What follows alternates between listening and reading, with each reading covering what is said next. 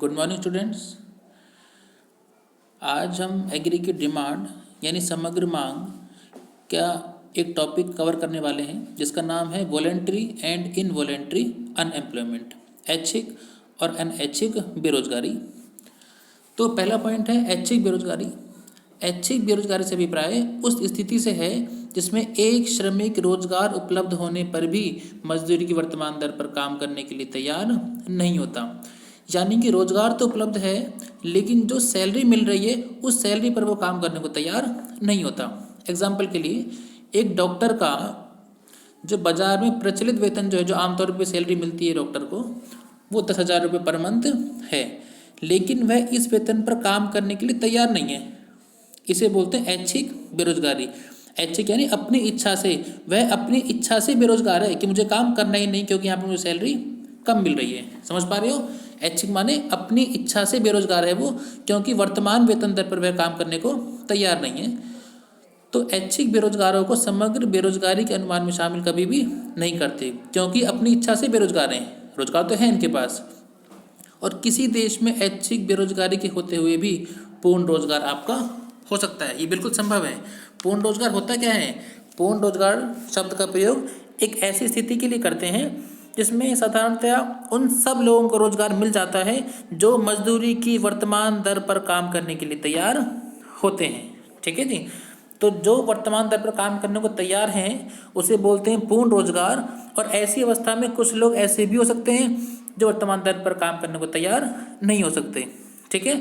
तो पूर्ण रोजगार परिस्थिति होने के बाद भी आपके ऐच्छिक बेरोजगारी संभव है।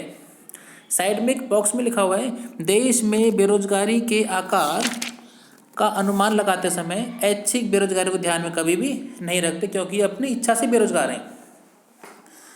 समझ पा रहे होंगे आप लोग? अपनी इच्छा से ऐच्छिक बेरोजगारी। सेकंड है अनैच्छिक बेरोजगारी, या अपनी इच्छा से नहीं। अनैच्छिक बेरोजगारी वह स्थिति है जिसमें लोगों को रोजगार के अवसर के अभाव में बेरोजगार रहना पड़ता है, यानी काम ही नहीं है उनके पास, रोजगार ही नहीं है। पहले वाले पॉइंट में क्या था? काम तो है, रोजगार तो है, बट उस सैलरी पर काम करने को तैयार नहीं है। जबकि अनैच्छिक में क्या है कि यहाँ पर रोजगार ही नहीं है, रोजगार का अभाव है।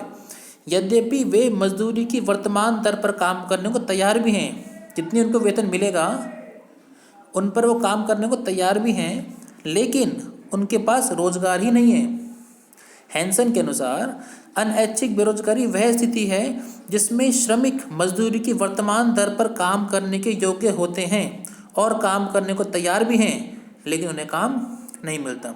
यानी कि वो काम करने को तैयार भी हैं, वो काम करने के योग्य भी हैं, लेकिन काम ही नहीं है, उनको काम ही नहीं मिल पा रहा, इसीलिए बेरोजगार है वो।